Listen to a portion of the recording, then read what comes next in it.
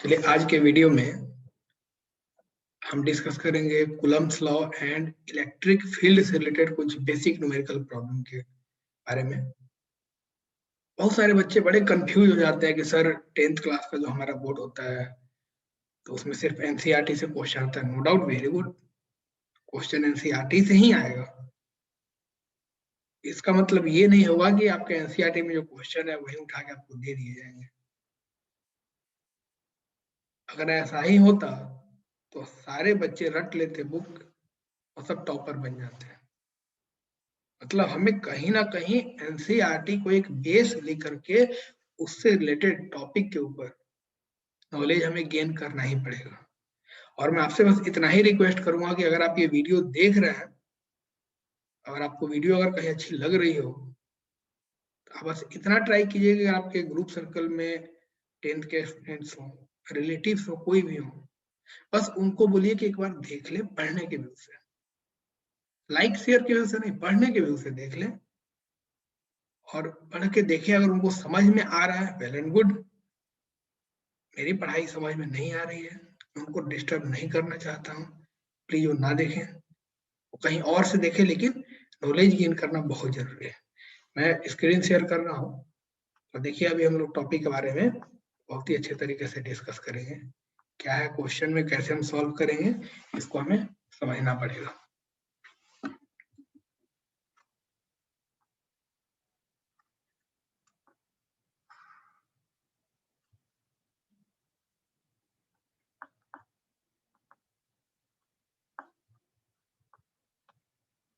एक मिनट।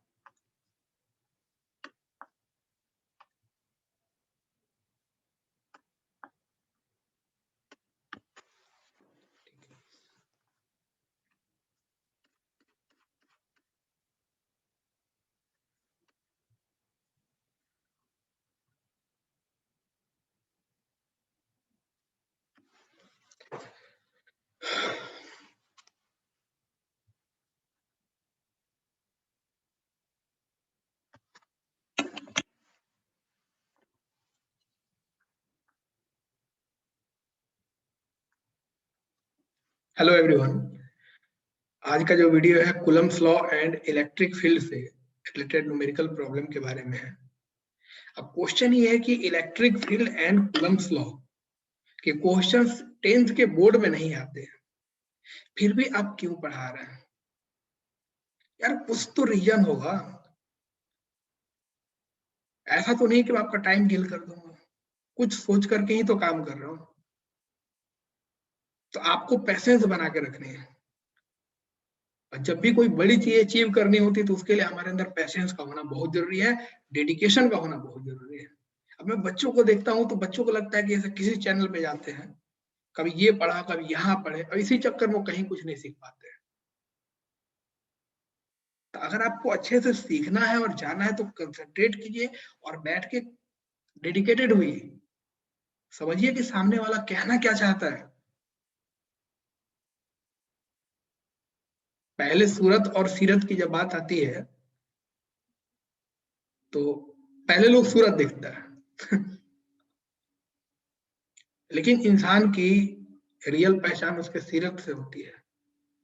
पर उसके लिए आपके पास टाइम होना चाहिए कि ताकि मैं 10 मिनट 20 मिनट 1 घंटे 2 घंटे सामने वाले से बात करूं और जानूं कि सामने वाला किस नेचर का है, और उसकी बातों से उसकी पर्सनालिटी के बारे में आइडिया लगता है। ऐसे ही आपकी स्टडी है। अगर आप कहीं भी जाते हैं किसी भी चैनल पर, आप सडनली उछल कूद करते मत कीजिए। आप लोग ढंग से बैठ करके समझिए कि कोई भी टीचर हो क्या सिखा रहा है। अगर आपके लिए यूजफुल हो रहा है, मैं तो बोलूंगा आप वहीं से नॉलेज गेन कीजिए। तो चलिए आज हम न्यूमेरिकल प्रॉब्लम करेंगे, बहुत ही बेसिक बेसिक न्यूमेरिकल प्रॉब्लम, सिर्फ बोर्ड पॉइंट ऑफ व्यू से जानने के लिए, ज्यादा नहीं, बहुत बेसिक सा। आपको एक फॉर्मूला पता होगा कूलम्ब्स लॉ का। जो फॉर्मूला था, दो चार्ज के बीच में जब फोर्स वहां पे एक्ट करता है तो F is equal to K Q1 Q2 by R², यही था आपको अगर याद होगा। और K की वैल्यू मैंने आपको बताई थी the value of k is 1/4 pi epsilon. अगर मैंने इस एप्सिलॉन को नॉट बोल दिया तो इसको हम लोग 1/4 पाई एप्सिलॉन नॉट कहते हैं। दिस इज फॉर एयर और फ्री स्पेस और वैक्यूम। अगर मैं इसको कुछ यूं लिख दूं, k is equal to 1/4 pi epsilon m, then this is for medium. अब दो चार्ज पार्टिकल मान लो यहां पे गिवन है, एक चार्ज पार्टिकल Q1 और r सेपरेशन पे कोई दूसरा चार्ज पार्टिकल मान लो Q2 गिवन है और इनके बीच का सेपरेशन r है।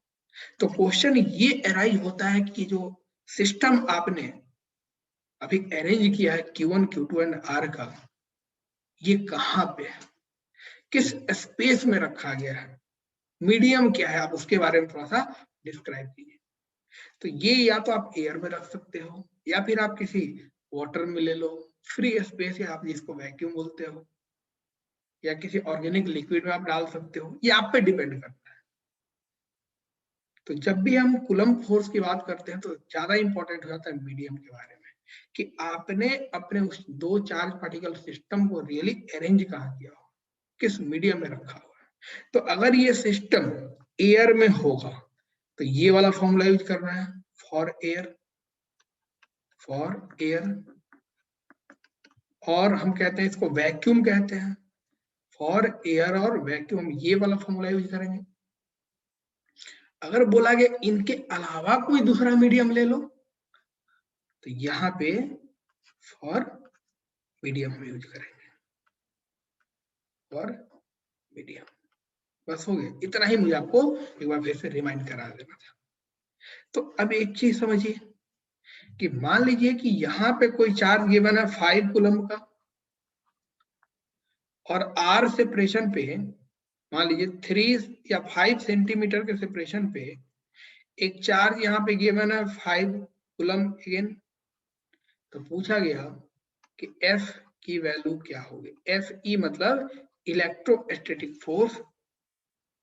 अब आपके मन में डाउट आना चाहिए, क्यों डाउट आना चाहिए, कि साइंस का मतलब होता है लॉजिकल बनना। डाउट ये आना चाहिए कि सर व्हाट इज दिस, ये 5 कूलम्ब क्या दोनों पॉजिटिव चार्ज हैं? तो इससे ये क्लियर हो जाएगा कि अगर लाइक चार्ज होंगे तो रिपल्सन होगा, अनलाइक चार्ज होंगे तो क्या होगा, अट्रैक्शन होगा।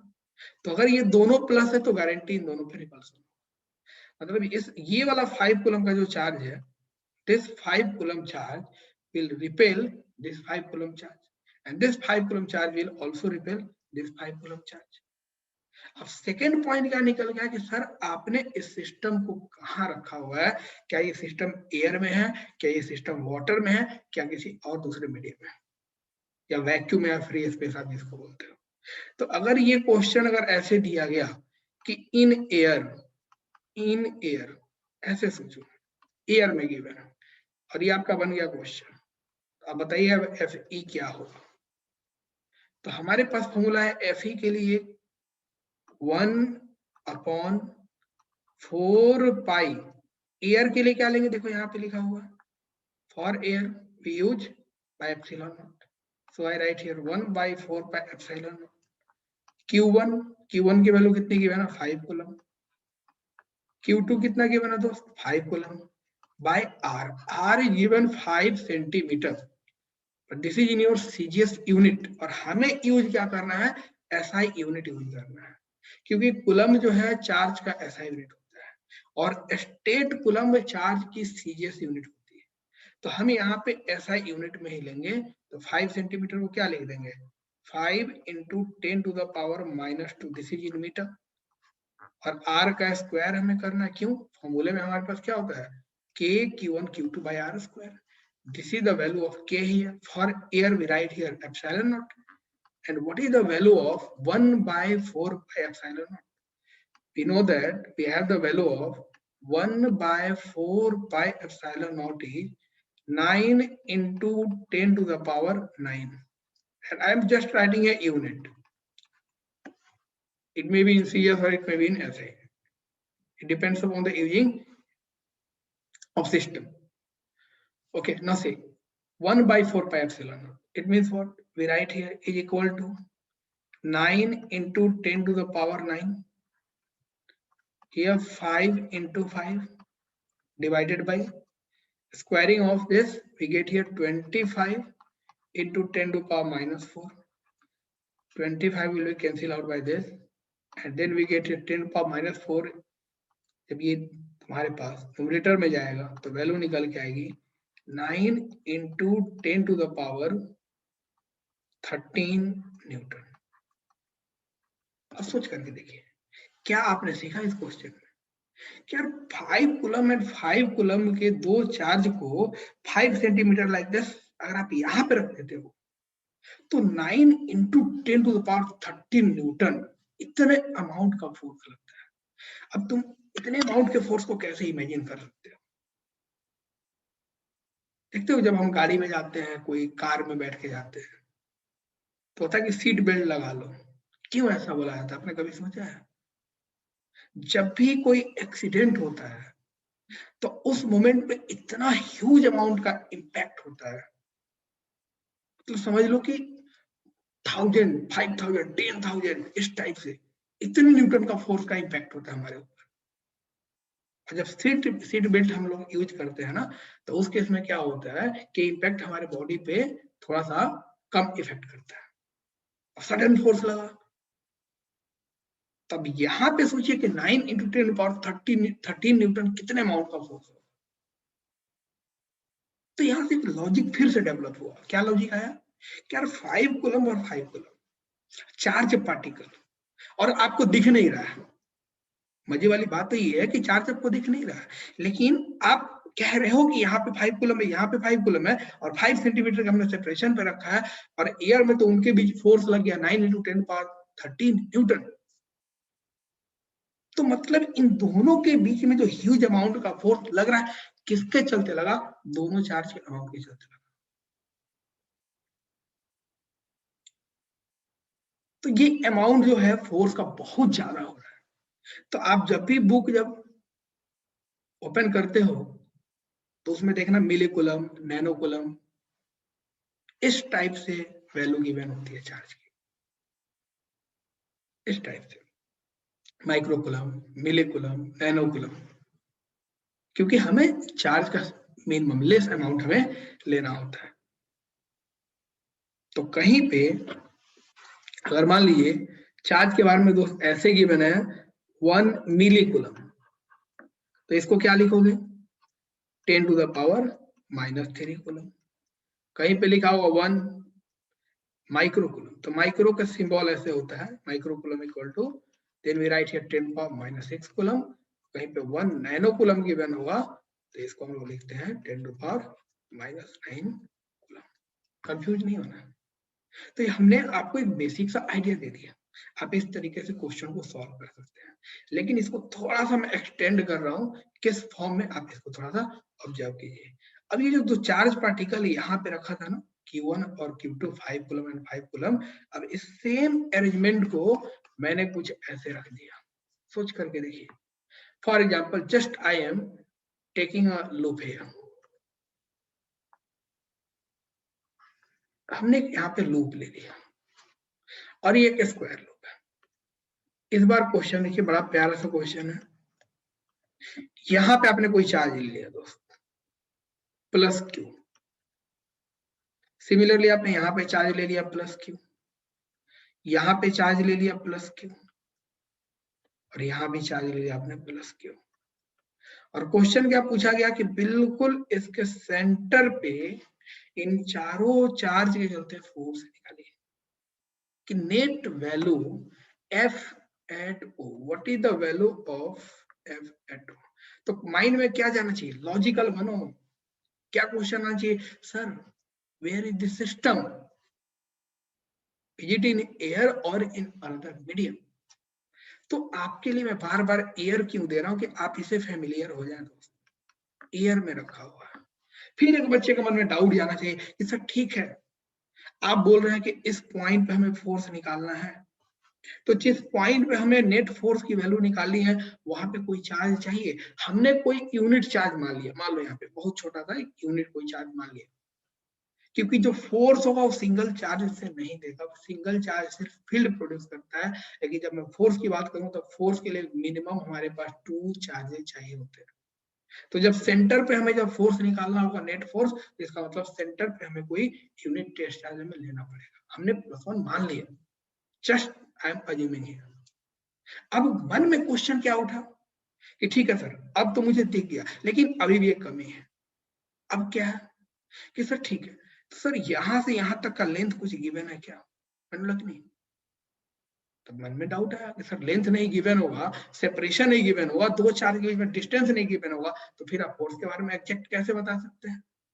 तो मैंने बोला कि नहीं, यहाँ पे साइड लेंथ गिवन है ए, साइड लेंथ कितना गिवन है स्क्वायर का? ए गिवन है। अब कुछ बच्चे तो डर गए, इनका बेसिक वीक है। अब सोचेंगे ठीक है सर, मुझे तो ओ पे निकालना है ना, मतलब बिल्कुल ओ पे निकालो। तो स्टूडेंट के माइंड में यही आया होगा कि सर अब हम क्या करें, आप तो साइड दे दिए। अब जिस बच्चे का बेसिक सही है वो अपना ब्रेन यूज करेगा, कहेगा okay sir no issue, that's very simple question. कैसे? अब ये देखिए, हमें क्या चाहिए, Q1 Q2 चाहिए। देखिए this is Q1, this is Q2, this is Q3। ये फिर देख लो, ये मान लो Q1 है और ये Q2 हो गया।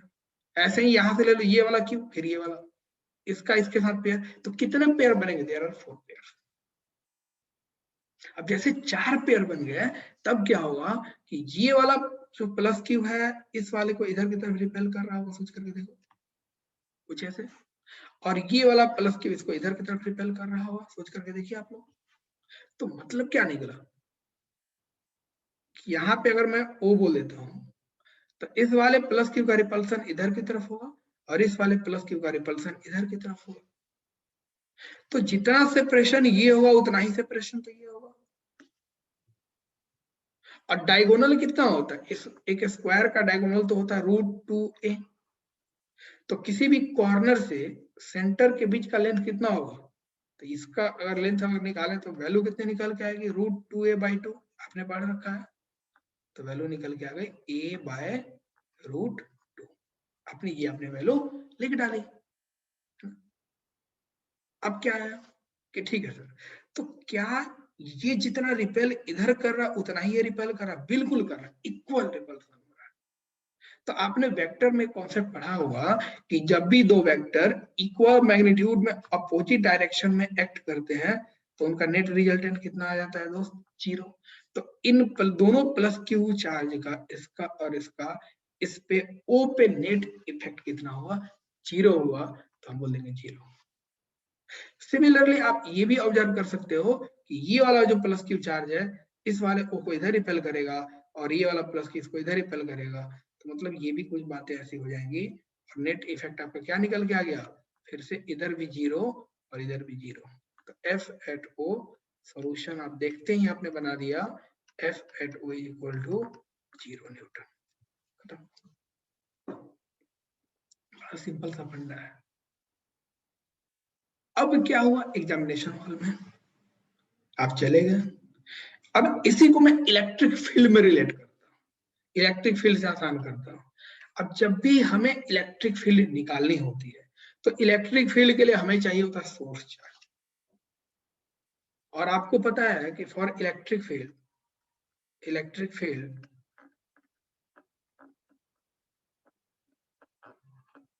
इसको आप ई से दिखाते हैं, तो इसको आप क्या लिखते हो? E is equal to F/Q0, आप ये लिखते हो। और F की यूनिट क्या होती है? न्यूटन। चार्ज है तो इसकी यूनिट होती है कूलम, तो यूनिट हो गई आपकी न्यूटन पर कूलम। सॉल्व करने पे E की जो वैल्यू निकल के आती है वो कुछ ऐसे निकल के आती है K Q0/r², फोर्स हो गया, अपॉन Q0। Q0 से Q0 आपका कैंसिल हो जाता है, then we get here KQ/r²। क्या आपको ऐसा नहीं लग रहा कि तो सेम फॉर्मूला है जो फॉर्मूला मैं यहाँ पे यूज कर रहा हूँ, KQ1 Q2/r²? सिर्फ एक डिफरेंस है, यहाँ पे दोनों चार्ज कंसीडर करना है और इस वाले केस में सिर्फ और सिर्फ एक सोर्स चार्ज हमें कंसीडर करने हैं। तो जब सिर्फ और सिर्फ सोर्स चार्ज कंसीडर करोगे तो क्या होगा, सोच करके देखो। तो उस केस में हमारे पास वैल्यू कुछ अब ऐसे बनेगी। जैसे मान लीजिए एक क्वेश्चन गिवन है, पहले एक तो आप लाइन ड्रॉ कर लीजिए और यहां पे हमने एक अपने तरफ से कोई क्यू सोर्स चार्ज मान लिया। तो पूछा गया इस क्यू चार्ज का स्ट्रेंथ, इलेक्ट्रिक फील्ड इंटेंसिटी बोलिए या इलेक्ट्रिक फील्ड स्ट्रेंथ बोलिए, इससे आर सेपरेशन पे, मतलब आर सेपरेशन बाबू अगर मैं ले रहा हूं मेरे दोस्त, तो आर सेपरेशन पे कितना होगा। तो इसको बताने के लिए एक हम यहाँ पे टेस्ट चार्ज मानते हैं क्यू नॉट, और यहीं से वैल्यू निकल के आती है E equal to K Q by R square, क्योंकि ये this is called your test charge, और टेस्ट चार्ज सिर्फ टेस्ट करता है, उसका कोई इंपैक्ट नहीं होने वाला है ना। अब मन में क्या है आपके ख्याल कि ठीक है सर अब तो आसान हो गया, बिल्कुल आसान हो गया। जैसे मैं आपसे क्वेश्चन देता हूँ, सपोज कीजिए नेक्स्ट क्वेश्चन,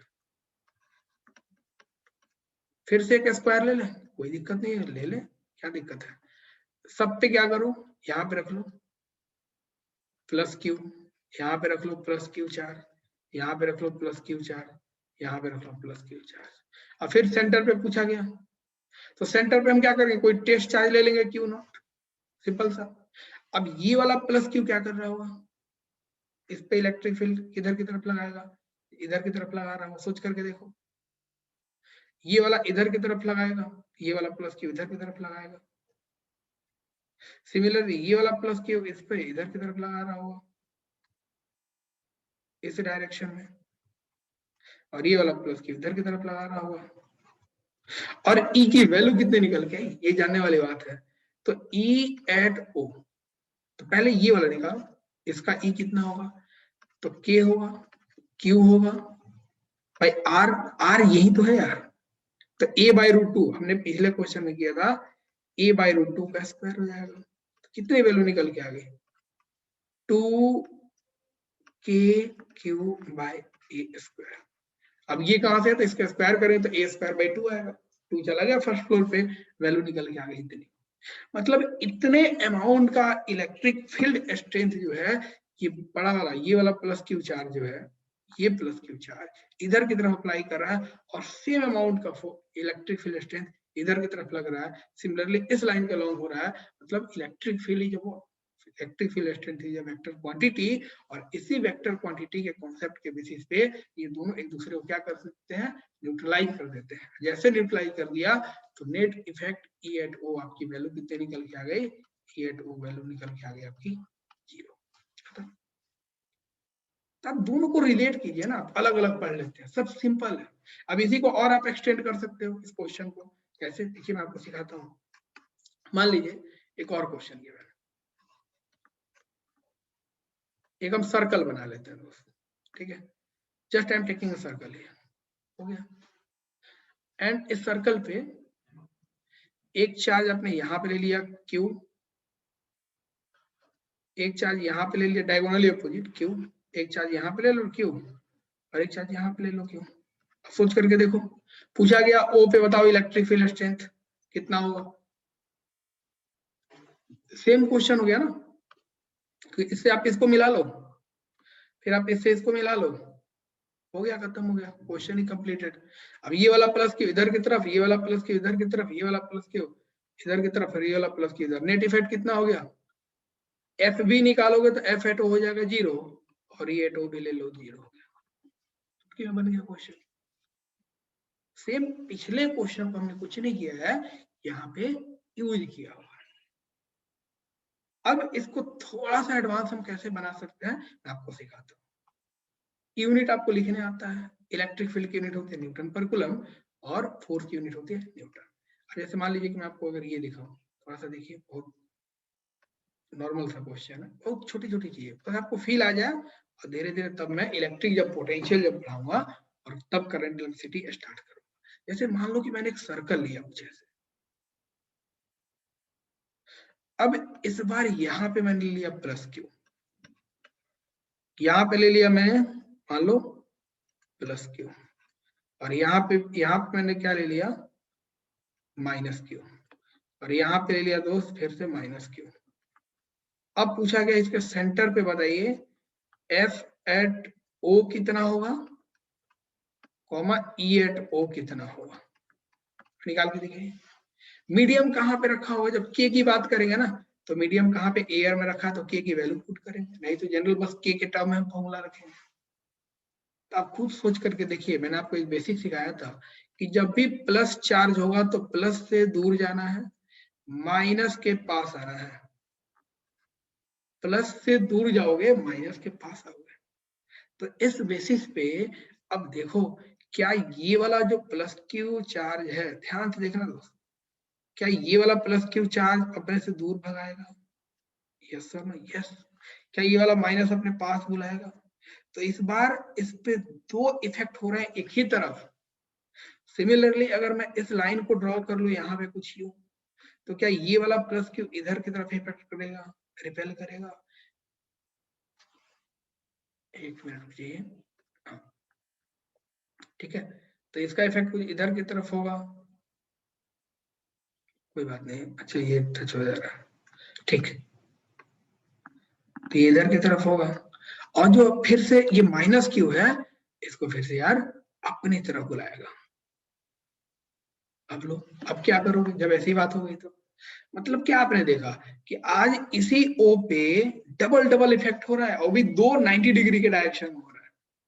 तो आपने वेक्टर पढ़ा होगा ना, तो वेक्टर में आपने ऐसा कुछ पढ़ा है कि अगर एक फोर्स इस डायरेक्शन में एक्ट करे, किसी डायरेक्शन में F1 मान लो, और दूसरा फोर्स इधर की तरफ लग रहा है F2 हो जाए, और दोनों के बीच का एंगल हो जाए 90 डिग्री हो जाए, तो इन दोनों का रिजल्टेंट इधर की तरफ होगा F रिजल्टेंट, और फॉर्मूला होता है under root F1 square plus F2 square, ये होता है ना, ये लिख दिया। If F1 equal to F2, मान लो if F1 is equal to F2, इसकी वैल्यू F मान लो, तो बताओ FR क्या होगा, therefore FR is equal to under root F1 square means F square, plus फिर से यहाँ पे F2 square is F square, under root 2F square, और वैल्यू निकल के आ जाती है रूट 2F, हो गया। मतलब इन दोनों का रिजल्टेंट रूट 2 टाइम हो जाता है। सिमिलरली यहाँ भी मेरे बाबू ऐसा ही कुछ हुआ है। पहले तो ये देखो कि ये वाला फोर्स कितना होगा, तो जब फोर्स निकालोगे तो क्या लिखोगे, के क्यू, क्योंकि यहाँ पे +1 ले लो या क्यू नॉट कुछ भी ले लो, +1 कूलम का चार्ज ले लो, क्या दिक्कत है। तो K Q by K Q into 1 by R square, इसका रेडियस होगा कुछ, रेडियस का नाम आर दे दो, तो हो गया आर स्क्वायर। और ये माइनस क्यू भी अपनी तरफ क्या कर रहा है, पुल कर रहा है ना, तो हमें यहाँ पे माइनस साइन नहीं लेना है, जब भी हम इसका यूज करें तो माइनस साइन ले लेंगे, सिर्फ इसको ऐड करेंगे। तब इस साइड में कितने हो गए, 2 हो गए, तो एफ इस डायरेक्शन वाले में टोटल कितना निकल के आ गया, तो 2 टाइम हो गया, सोच करके देख लो, ये टोटल इधर वाला। सिमिलरली ये वाला भी उतना ही है, तो इसका नाम अगर मैं दे दूं F1 और इसका नाम दे दूं F2, तो F2 भी हो जाएगा 2 K Q by into 1 by R square, हो गया। अब नेक्स्ट क्या करोगे, क्या F1 और F2 दोनों इक्वल है, बिल्कुल इक्वल है, तो बताइए अब F रिजल्टेंट कितना हो जाएगा। F रिजल्टेंट की जो वैल्यू अब निकल के आएगी, ये निकल के आएगी, देखिए यहाँ पे √2 टाइम ऑफ F, तो √2 टाइम ऑफ F की वैल्यू देखो, F1 F2 दोनों सेम है, F1 F2 कितना था, F था, तो F की वैल्यू कितनी गिवन है, 2 K Q by R square. अब ये न्यूटन के टर्म में आएगा। अगर मैं यहीं पे पूछूं इलेक्ट्रिक फील्ड बताइए, ठीक है, एट ओ पे कितना होगा, कोई बात नहीं है, तो इलेक्ट्रिक फील्ड की वैल्यू कितनी निकल के आए, क्योंकि मैंने सेकेंड चार्ज को यहाँ पे +1 ही मान रखा है, तो हमें उससे कोई मतलब नहीं, हमें तो कैपिटल क्यू से मतलब है, तो इसकी भी वैल्यू निकल के आएगी 2√2 K Q by R square newton. अब जब ये मैग्नेटिज्म चैप्टर पढ़ाऊंगा ना, वेक्टर को रिलेट करूंगा, तो वहां से ये बिल्कुल आसान है। जो भी मैंने अभी तक आपको सिखाया ना, मैंने आपको रिलेट किया है दोस्त, कि कैसे कैसे हम एक क्वेश्चन को इलेक्ट्रिक फील्ड को फोर्स से कनेक्ट कर लें, फोर्स को फील्ड से, और एक ही क्वेश्चन में 2-4 चीज मिलाकर आसानी से बना सकते, लेकिन इसके लिए आपको वेक्टर का आना जरूरी है। अब ये चीजें यूजफुल क्यों होगी, मैं आपको बता देता हूँ। अगर आपने ढंग से जान लिया अभी का अभी, तो जैसे अगर आप 12th क्लास में या फिर मेडिकल या फिर आईआईटी के लिए जाते हो, जो बच्चे जाते हैं जिनको नॉलेज गेन करना है, वो जब क्लासरूम में बैठेंगे तो उनको ये जरूर एहसास हो जाएगा, अच्छा हमने ये चीज तो कहीं ना कहीं पढ़ी हुई है। और ढंग से अगर आपने रियलाइज किया, बार बार वीडियो देख करके आपने जाना कि भाई सामने वाले बंदे ने इतने साल का एक्सपीरियंस अगर लेके कुछ सिखाया हुआ है, तो कुछ उसमें बात होगी। अगर तुमने इस तरीके से समझा इन सब चीजों को, तो इसका 100% बेनिफिट मिलेगा आगे की क्लास में। तब लगेगा कि अच्छा ये काम हमें यहाँ पे करना था। तो अभी आपको अजीब सा लग भी रहा होगा, लेकिन आगे आने वाले जो मेरे लेक्चर्स हैं ना, बहुत ही ज्यादा यूजफुल होंगे। तो प्लीज आप जुड़े रहिए। All the best, bye bye. और हमेशा मुस्कुराते रहिए, तो मुस्कुराने में कहीं मत कीजिए। जिस दिन आपकी हंसी चली गई, उस दिन समझिए कि आपकी लाइफ चली गई। इसीलिए आप हंसते रहिए, मुस्कुराते रहिए। चलिए, all the best, bye bye.